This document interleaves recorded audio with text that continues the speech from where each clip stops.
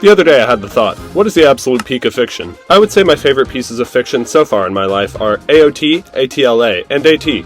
What can I say? I'm a sucker for A's and T's. But if you came up to me and told me you had a problem with Adventure Time or Attack on Titan, I'd listen to your point. If you told me you had a problem with Avatar: The Last Airbender, I'd kindly escort you off this mortal plane. There is nothing, no story, no characters, and no plot lines in any piece of media that are as fully and beautifully cohesive as Avatar: The Last Airbender. Let me tell you why. The story's easy for kids to understand. It's just good versus evil, right? Right? Oh, it's so much more than just good versus evil. Of course, from the beginning, the Fire Nation is clearly painted as the bad guys, but we get to the Northern Water Tribe and we see a system of misogyny. In the Earth Kingdom, there's an entire secret society of global conflict deniers that lie to all of their citizens. We see these cracks in every nation that paved the way to conflict in the first place.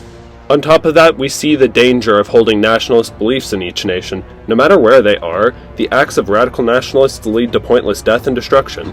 Just look at Jet, for example. Every nation is susceptible to this, we just simply see the worst realization of it in the Fire Nation.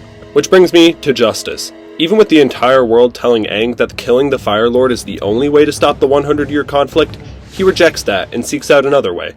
I respect the man's hustle, that is incredibly admirable. In fact, all of the characters are admirable. Every single member of the gang is precious, and I would die protecting any one of these absolute war machines.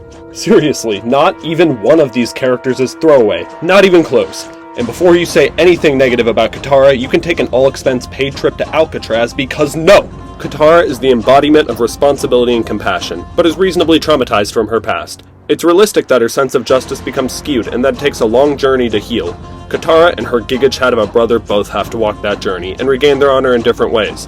Speaking of honor, Zuko has the absolute best character development I've ever seen. We can all relate to that underlying resentment and hate that turns us into the worst version of ourselves we've always feared, right? No? Just me? He goes from the most insufferable Baldy to one of the most compassionate and driven people in the show.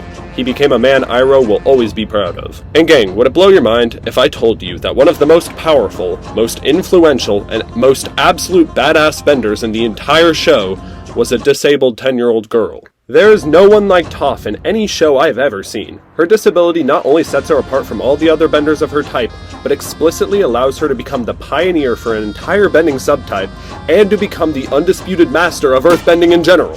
Toph is a goddamn masterclass in character writing. All this time, and I haven't even mentioned the show's protagonist. I don't need to. At this point, you should start understanding. There are literally hundreds of messages you can take away from this story. It calls us to be our true selves, not to just stand up for what's right, but to stand together against what is explicitly wrong. When the moment to enact justice presents itself, it's of the utmost importance that we choose compassion. I have yet to find a piece of fictional media that so thoroughly communicates its own message, amongst dozens of others, throughout every fiber of its being. Avatar: The Last Airbender is peak. You have to watch this show if you haven't before. And hey, if you still don't like it, I have an all-expense-paid vacation in mind for you.